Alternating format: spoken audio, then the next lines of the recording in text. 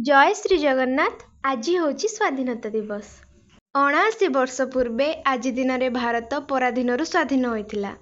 आम कॉलोनीर नारी मानकर मिलित संजोग पताका उत्तोलन कार्यक्रमटी करा जायतिला।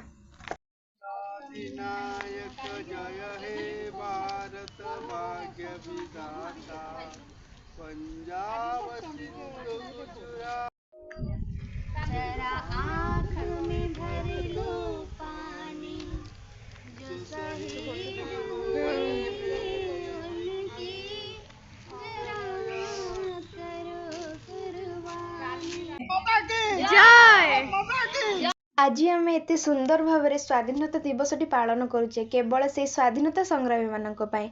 वर्तमान भी स्वाधीनता संग्रामी माने बंचिसंती, ताहा भी जवान मानक रूप में। सेमानक पई आमे आज सुरक्षित।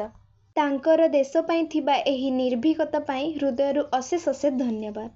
संध्या बेले आमर एक मातृ सम्मेलन आयोजन होइतिला। माँ मानक द्वारा एही सत्संगटी होइतिला।